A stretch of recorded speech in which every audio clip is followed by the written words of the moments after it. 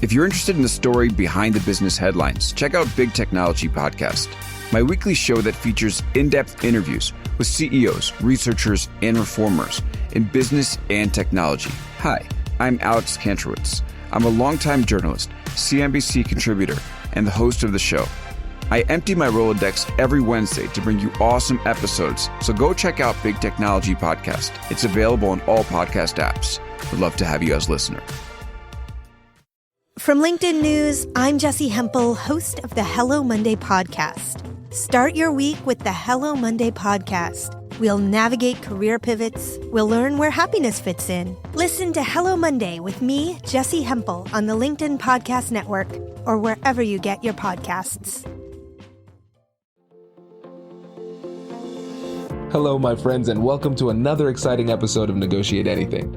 Negotiate Anything is produced by the American Negotiation Institute, and with over 3 million downloads and listeners in over 180 countries, listeners just like you have made this the #1 negotiation podcast in the world. I'm Kwame Christian, and I'm the director of the American Negotiation Institute. We're growing, and I want to introduce you to our new team members and new trainers. This will help to give you new, diverse perspectives on negotiation and conflict resolution. That's why I'm excited to let you know that Shane Martin, our head of sales and partnerships, is going to serve as co-host of the show from time to time. We are passionate about providing you with the best content that will help to make your difficult conversations easier, both at work and at home. Lastly, before we get into the episode, I want to remind you that our team conducts negotiation and conflict resolution trainings in the United States and abroad. Our trainings will give you the practical skills you need to resolve conflict, negotiate, lead, and persuade with confidence. Click the link in the description below to learn how we can help to make your difficult conversations easier. And now, let's get to the show. Austin, thanks for joining us today. Thanks, Kwame. Super excited to be here. I am really pumped to be talking to you. Likewise, my friend. So how would you get us started by telling us a little bit about yourself and what you do? Sure. My name is Austin Hill. I am the Director of Community Development at The Refuge. It is an addiction recovery program located in Columbus, Ohio. And I'm also the husband to Chelsea. We've been married for 16 years, and we have 3 daughters. And I have an awesome dog. So that is who I am, really quick.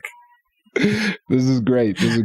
And everybody, this episode is going to be fun because we're going to talk about what we can do to have healthy relationships. And we're going to use Austin's work at the Refuge as essentially a case study for what that means for us in our everyday life. And so before we get into it, Austin, could you just give an example of what the Refuge does? And then we'll actually go into the a little bit deeper into the content. Yeah, so we are a men's addiction recovery program. We're residential in nature, so that means and we're very long, so we're 13 months. So we are unpacking an awful lot of past history, and we focus mainly on relational health.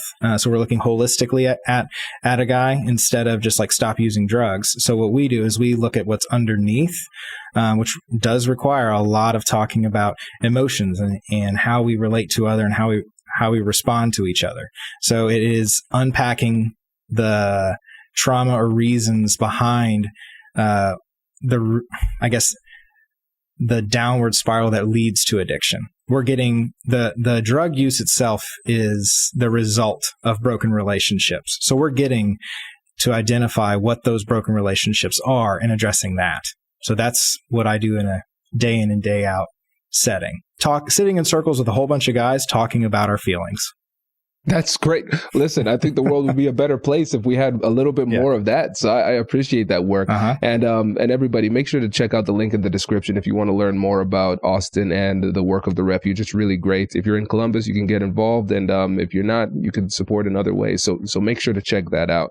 And as we think about healthy relationships as the topic for this podcast, I think it would be helpful to just get an idea of what it means to have a healthy relationship. So in your experience, how would you define a healthy relationship? A healthy relationship is when you are, I guess, at its pinnacle, is when you are known, like deeply known by someone and you know them. So what that means is they know the ins and outs of who you are, your weaknesses, they know those deep, dark secrets that you don't want other people to know because you trust them. And so how we identify what it is to be known, it means we are essentially giving people the tools and weapons to hurt us and trusting that they don't. Because if we think about the people we care about the most and that we want to care for, they know those things that really hurt us, but they don't intentionally go after us. So that's what it is to be in a relationship, which is why relationships are tricky, because the closer we get to people, the easier it is for them to hurt us. We're giving permission. It's essentially saying, like, here's the set of things that will crush me for a week. I trust you to not use them against me. And that's kind of the same way as, like, if you think about what does it mean to fall in love, it means we are building a relationship with someone who we think can heal our deepest wounds. That's what falling in love is. It's building a relationship with someone that we think is going to heal our deepest wounds. But the great thing about it is, I say it that way, where the people we do end up falling in love with are also the ones that activate our deepest wounds the most. We just trust that they are the ones who are going to help heal it. Oh, man, I have chills hearing that description. You're spot on. It is equal parts, I would say, beautiful and terrifying, too. Yeah. Very terrifying, too, because I think people can listen to that and they could say, this is like some of my best experiences have been when I've opened myself up to people and availed myself to the benefits of a healthy relationship. And then that same person will say, some of my most hurtful moments were when I've opened myself up and availed myself to the benefits of a beautiful relationship. And so, yeah, how do you reconcile that interesting parallel? Oh, man. I think what it is, it first starts off, if we're talking about how do you build a healthy relationship, knowing that the deeper you go, the more likely it is you're going to be hurt. It's you have to be healthy with the relationship with yourself. And that takes time, just as much time to build relationships with other people. It's that one relationship you have with yourself. Because we'll just use addiction, for example. Addiction is essentially a life filled with manipulation and lies.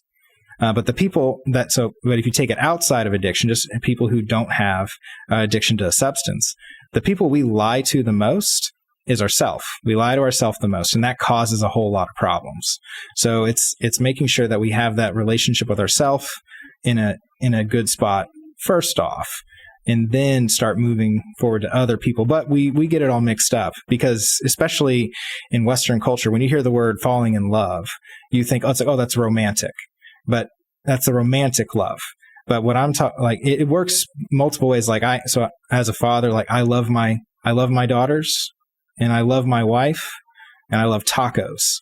I'm using the same word, but it means different things, right? And so in a relational standpoint, it's I can say I love a community, but that means I do believe that in order to build a healthy relationship is very similar to building healthy communities. It's that willingness to avail yourself, what you were saying earlier, but that requires enough strength in yourself to know that I can be hurt, but that does not define who I am. If you try to build a life where you're never hurt, it's gonna be super boring and very shallow. That's what we want. It's that dichotomy or tension between those things that we deeply need, because I do think we are personally, our deepest desire is to be known, but it's also the scariest thing. Our body reacts just as much, because to be vulnerable, Brene Brown is excellent when she all the research that she has done on vulnerability and shame. Our physical response to the possibility of being shamed is the same response as the possibility of getting hit in the face. It's a physical response. So, and being vulnerable is giving the opportunity to walk around, giving people, so if you go all the way back to to build a healthy relationship, we're giving people the tools to hurt us. And it's a negative way to look at it, but that's what it's knowing that is good to know, why am I responding this way? Because we're walking around being vulnerable, walking around having this feeling that I might get punched in the face emotionally by sharing this. So a good steps in this thing. to get to that known level is starting first at like, I feel seen as a person. So like I see it. That's a good first step. When you first meet somebody, it's like seeing them for who they are, right? And once they feel seen, then you can kind of test that next level is like, are they safe? Are they safe for me? Like we can all think of the people, another, like using kind of the right language for people, so that you can understand it is, I say the reason why I made the example of what love is and how it's different. Another way to look at it is I feel seen. So if you feel loved, or like I love tacos, I love my daughters, I love some of my friends. So I see them. So I see who they are. And then are they safe? Because there's people who we love, who we see and know that definitely aren't safe. But once you realize you're safe with that person, you're able to avail yourself or be vulnerable with them. So you're better to, then you can then next step, understand who you are, understand who they are. And once you really understand who somebody is, then you get to that known. So it's a step-by-step process. So that's a good way to break down how to get to where you really want to be. So first it's I'm seen, I feel safe enough to reveal more and more of who I am. So I'm understood. And then finally to be known. But that's really hard when it's just self-focused. So it's constantly doing it with other people. We're doing it. So like you and I, Kwame, it's knowing first, like, do I see who you are? Are we safe enough where we can be honest and vulnerable with each other? And then as we do that, we get to understand our stories, who we are, where you come from, where I come from. And then once we get to that point, you kind of understand, like, oh, that's why he responds this way. That's why I'm passionate about this. That's why this ticks you off or ticks me off. So we understand who we are, and then we get to that known level of relationship with each other. This is great. And I love that breakdown of seen, safe, and known. So let's start with the first one, being seen. And so let's say if we're talking to people who are listening and they're saying, I'm trying to be human for the first time. How do we break down these steps? Yeah. Right. So if I'm going through it almost in a systematic type of way, which isn't how it happens organically, but just to keep it simple, how do you go about seeing someone and then being seen? So let's just focus on you seeing somebody else. Does your company invest in professional development training? If you believe that your team would benefit from a negotiation workshop, all you need to do is go to our website, fill out the workshop request form, and then we'll set up a time to chat. These workshops are completely customizable, and we've done them all around the country. Negotiation and conflict resolution skills are beneficial across all professions, but they're especially useful in procurement, purchasing, sales, sourcing, and contract management. Our calendar is filling up quickly, and we even have some workshops scheduled for next year. If you think you might want one, I'd suggest reaching out soon so you don't miss out. Check out the link in the description to learn more. And now, back to the show.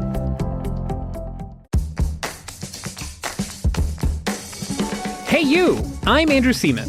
Do you want a new job? Or do you want to move forward in your career? Well, you should listen to my weekly show called Get Hired with Andrew Seaman. We talk about it all, and it's waiting for you, yes you, wherever you get your podcasts. Brace the rudders! Raise the sails! Raise the sails! Captain, an unidentified ship is approaching. Over. Roger. Wait, is that an enterprise sales solution? Reach sales professionals, not professional sailors. With LinkedIn ads, you can target the right people by industry, job title, and more. We'll even give you a $100 credit on your next campaign. Get started today at linkedin.com/marketer. Terms and conditions apply.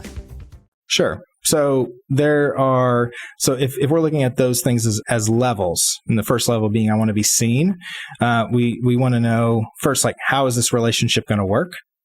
And how are we going to increase a deeper relationship? Well, it's knowing there's 3 parts to every relationship. There's constantly things happening between you and somebody else. The first one is appropriate trust. The second one is mutual accountability. And the third is authenticity and vulnerability. If you have those 3 things, you can tell where the relationship is going to go. So to break that down, first, if you are seen and loved, or just seen, how much trust do I give you? So it's an appropriate trust. I'm not going to go around and share these deep, dark secrets with someone right away. So it's appropriate trust with somebody. Another example is like, I trust and love my 10-year-old, but I'm not going to let her do open heart surgery on me because she's 10. It's appropriate trust. The next one, that mutual accountability. If you are in a relationship where there's no accountability, now that sounds kind of intimidating to hold someone you just met accountable, but essentially what it is putting a healthy boundary in between yourself and somebody else. So for somebody who you meet right off the bat, a good way to be held accountable or hold them accountable is if they ask something of you or ask for help, and you're able to identify as like, is that something I can or can't do? So it's setting a boundary. We do that as like all the time if we're in a meeting or if we are, meeting somebody new for the first time, especially if you're in a helping, like a human services standpoint. Your job is to help, but you're essentially right off the bat starting. It's like, this is where I stop and you begin. And that's the healthy boundary. So if there is a point in time where that accountability is just one way, that's not a relationship. If I can't hold you accountable and you can't hold, or vice versa, that's like a job where I'm reporting to you. But even then, it's deeper. If you can hold your boss accountable, you'll have a deeper relationship with them. That's why mutual accountability is so important, because we have the same set of measurements. We're saying like, I expect this from you and you should expect that from me. So it has to have mutual accountability. And the other one is that vulnerability and authenticity, which we've already talked about, but it is the keystone. Am I being real? So if we just use those as a circle, let's say I break your trust, right? You hold me accountable. It's like, hey, you lied about this. That's holding someone accountable. Saying you said you would follow through on this project or task. It didn't happen. And then my response is negative. So like, well, I don't believe that, blah, blah, blah. It didn't happen. I use excuses. I deny it. You automatically will go, it's like, well, I don't know if he's being authentic, and I know I can't be as vulnerable with him because he's broken that trust. So we do it in reverse order. So if we do that in reverse order and it's healthy, you say like, hey, I'm going to be honest with you about something. You held me accountable. I messed up. If I am vulnerable enough with you to just, know that I won't be rejected by you. So I apologize. I own and take responsibility for my mistake. That builds that trust. So then that leads it that kind of builds us up in that stair step towards wanting to be known, is if we're using all three of those tools to build a healthy relationship, we get deeper and deeper known by people. I love this. This is great. And so we have appropriate trust, mutual accountability, and then vulnerability plus authenticity here. And when you think about these three elements, what makes it so difficult for people to really follow through on these things? So in the same way that our deepest desire is to be known, our biggest, barriers and obstacles to that are fear, shame, and guilt. So these three things are written an awful lot about. Something in my work in addiction, there's a excellent book called The Relational Soul. It's written by Jim Cofield and Richard Plass. They talk about those three things as the response that we typically have to a difficult situation. And we all kind of have a tendency to feel one of those. So the reason why people don't follow through is because they feel guilty. One, we'll just use, I feel guilty for not doing it. I'm not adding up to it. The other one, then it's shame, which is like shame is different than guilt, because shame is I am bad. Guilt is I did something bad. So that difference is pretty important, because shame is like there's something wrong with me, compared to guilt, I did something wrong. And then fear is just like fear of either rejection, pain, whatever it is. Those are huge motivators to protect ourselves, because we naturally want to, survive. And it's different in our context, because we're not constantly being threatened with death on a day in and day out basis. Like, there are dangerous parts of the U.S., but most of the time we'll be able to survive. And so our biggest threat is relationships. So it's the thing we need the most, and it's the thing that hurts us the most. Oh, that's deep. Yeah, it makes a lot of sense. It's so interesting, because it's something that we need, but something that can be deeply scary and hurtful at the same time. And Yeah. it seems like if we want to be the people who are deepening the relationships, it seems like there is some responsibility that we have to really take that first step and put ourselves out there, and be vulnerable in order to trigger that reciprocal vulnerability from the other person that we're trying to connect with. Yeah. Yeah. Like in any setting, whether it's a one-on-one conversation or a group setting, the level of vulnerability, which is required to grow, is limited by the person who's can be least vulnerable. So the growth is limited by the person who can be least vulnerable. So what do we do with that? It's we practice vulnerability with those. So we have to be a little bit more vulnerable with someone to show that it's safe, right? So we're constantly stretching. There's always a pull towards health. It's really hard to grow towards health relationally. I mean, we can all hear that because like we have this tendency to pull away when things become hard, because we don't want to feel pain. But then there's some people, it's like, well, no, that pain doesn't scare me. I'll just make it worse, or I'll just really lean into it, and then people push them away. That is also a way to protect yourself by pushing others away, by being too vulnerable. So it's all about limits to it. Okay, so let's go deeper onto that point, because I think that's something that people don't fully appreciate. And so just to summarize and then give you an opportunity to go deeper, you're saying that people will actually use vulnerability and be too vulnerable as a strategy to avoid further depth in a relationship. Go deeper on that. That's so fascinating. Yeah. So if ever we can all think of somebody who we've worked with, interacted with, or a family member who will just like, we call it, this is coarse, but it's like word vomit. I'm just going to overshare, or I'm going to invade your space, physical space. Which is like that is a physical way of being vulnerable, is being close to somebody. And if we think like honestly, our most intimate relationships, if to make families, like we are incredibly vulnerable with each other physically all the time. So if we're to use vulnerability as a way to protect ourselves, it's like a shock and awe way, where it's just like, I'm just going to share something absolutely crazy, and then they'll never ask me again. So they'll know it's like, oh man, if I open this can of worms, this person will talk forever, or they'll share all the stuff that makes me really uncomfortable. So it's with anything, it's not about a right and wrong, or like there's extremes. So it's staying on. It's kind of like, we'll use a road as an analogy. A road in the middle is where we need to be, and there's like an exaggerated and a diminished side to everything. You can be not vulnerable at all, or way too vulnerable with people. So we don't need to walk around. I think somebody gave the example of being vulnerable feels like I am going up on stage naked and expecting everyone to applaud. So that's the feeling. That's like, it's like, I want everyone to applaud, but I'm going to go up on stage naked. Like, that's probably too much for some people. So it's identifying who we should be vulnerable with. It is a constant, I think visually. So it's like this constant churn with different people all the time, figuring out where we are in our relationship that's appropriate, that we build a healthier relationship. Or knowing if something needs healed. Because the thing is, like, Kwame, you and I are married.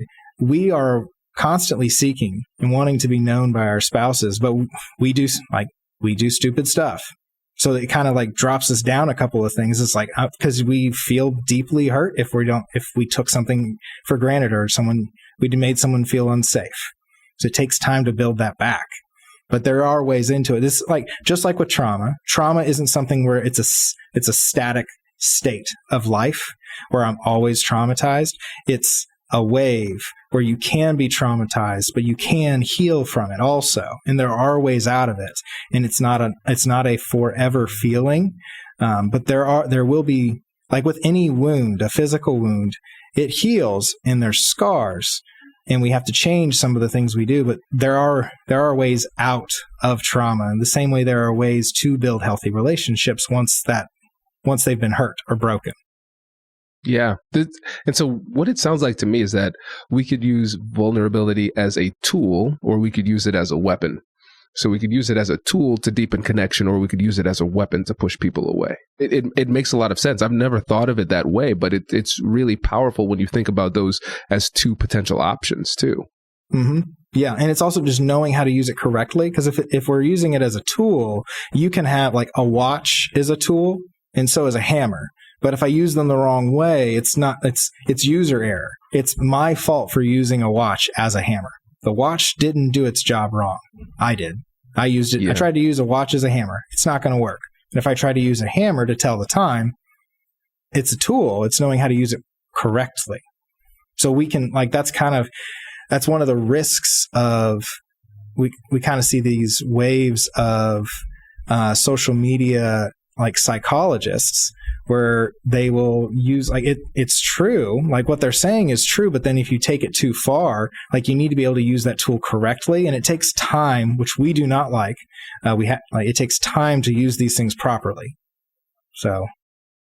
Yeah. And practice too, because I know, Austin, there are times in my life where I look back and I might have been too vulnerable with somebody, and I can look back on it and I could look at it two different ways. I could think about it in a disempowering type of way, or I could have a more empowering approach to it.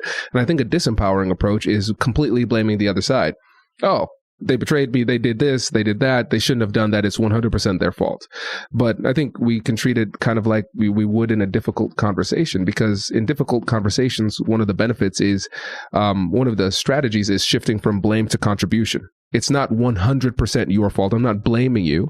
I'm saying there is something that you contributed to this, and there's something that I contributed to this. And I think when it comes to vulnerability and oversharing and then getting hurt as a result of that, the empowering interpretation is saying, let me look back. Let me think back on what I did. What did I do well? What did I do poorly? Yeah, this is probably not the time. This is probably not the person to share that particular thing in that particular way. Now I can make that adjustment. I don't need to armor up, as Brene Brown would say, and never be vulnerable. Right. Again, that's not the right thing. Mm-hmm. I used the right tool in the wrong way, and I can make that adjustment and do better in the future and still continue to have healthy relationships with other people. Oh, yeah. Yeah, it's the only thing we're actually responsible for, if we boil it all down, is our response. I am only responsible for my response. I can't do anything about if somebody is angry at me, whether it's justified or not. I am only responsible for my response. How do I respond to them? Do I seek forgiveness, or do I deny that it happened? That's on me. So if we realize that the level of vulnerability that I choose to show, that is on me. And I can choose to use the time, like what you're talking about, being too vulnerable. It's like, well, I am going to, again, respond differently next time. Not at all, because not responding is a choice also. That makes sense. Wow. This is really great. And now when you think about the things that people can do to improve their relationships. We talked about a lot of different things here, Austin, but just parting wisdom where somebody says, okay, how do I start? What do you think somebody should do as a first step to start to have healthier relationships with the people around them? I think the first one is just acknowledging where you're at currently, like stating the present situation, or just like your present, the current relationship. Just saying, using I statements, I feel like our relationship is under a lot of tension because of how I've acted this past week. So it's like, what is one thing that you can do this week to improve it? So it's stating what's currently happening, owning what you should. A good tool is oar, OAR. I grab an oar and paddle. So it's ownership, accountability, and responsibility. So own what's yours, just yours. Accept that you will be held accountable, and then be responsible for what is yours and just yours. Not everybody's. You don't need to own everything in the relationship. There are like the people we care about do dumb things too, and that's fine. but we still like them. We still love them. It works both ways. Like, I do stupid stuff and I accept that, people still love me even though I mess up. So in a first step, it's just stating where you're presently at, own what you need to, accept and own and take responsibility for what you need to. And then in that accountability part, you're extending trust. You're saying, please hold me accountable for this, or I apologize for this. I will work to improve. So that's a good way to say, hey, I want to be safer. Or just, if they're like, well, I know that, where you want to go with the relationship. And that's really be specific about where you want to go with the relationship. And this works in every relationship, not just family, but at work. Do I want to improve at work, or do I want more responsibility at work? It's stating where you want to go and then use that as the measurement or the accountability towards it. And it takes vulnerability to state where you want to go with a relationship. Wow. So your answer, I will say, is accurate. And I will also say, as a human, I don't like your answer. I don't either. Oh my goodness. It's hard. That's so hard. That is so hard. But I think what you're doing here is, I go back to the concept of conversational leadership. This is relationship leadership. You are essentially showing the other people in the relationship through your example, how they should comport themselves too. This isn't easy for me to take ownership, and it's not easy for me to expose myself to be held accountable and take responsibility for my contribution. This hurts. It physically hurts when I do that, Austin, and I don't feel good when I do it. I know that it's effective. I know that it's what I need to do, but it doesn't make it easy to do. But I think it makes it easier for the other person to reciprocate if I see somebody else taking the lead. So I think if we start to think of ourselves in terms of leaders within the relationship, it makes what we need to do in order to have a healthy relationship just a little bit more palatable. Not easier, but just a little bit more palatable. And then we can get that ball rolling so we can start to have better relationships with the people around us. Agreed. That was perfect. Yes. Thank you. Listen, let's end this with you saying, I'm perfect. I like that. Austin, I really appreciate this. Yep. Listen, before you go, let the listeners know again about the Refuge, how they can get in touch, and maybe how they can support as well. Sure. Awesome. Yeah. So thank you, Kwame. I really, really appreciate the opportunity to talk with you. Really value our friendship and really impressed with what you've done. It's pretty awesome, man. Thanks. So the Refuge, again, it's a men's addiction program based in Columbus, Ohio. We are a 13-month residential program. Is completely free because we don't think that money should be a barrier for surviving, living a life that is living a life with purpose. The best way to get a hold of the Refuge is to go to our website at therefugeohio.org. So Refuge, REFUGE, Ohio.org. That's where most of the most important information is. And give us a call if you know anybody who is trapped by addiction. Please reach out for help. You are not alone in this. I bet most of the people around you know someone who is trapped by addiction, and there is hope for their future. I promise. I see it every day. It is an exciting, difficult life, but it is something you can do. We have to do with each other. So this is great. Austin, thanks again for joining us, and thanks again for your awesome work. Congratulations! You've just joined an elite club. By listening to a full episode, you're now officially on the Negotiate Anything team. So welcome aboard. What most team members do is they subscribe to the podcast because that allows them to automatically get the latest episodes of the show. The best things in life lie on the other side of difficult conversations. Keep learning, keep practicing, and keep getting better. Your relationships will improve, your career will soar, and you'll have the confidence you need to get the most out of these crucial conversations. Again, thank you for joining the team. We're excited to have you, and I will see you in the next episode. I'll catch you later.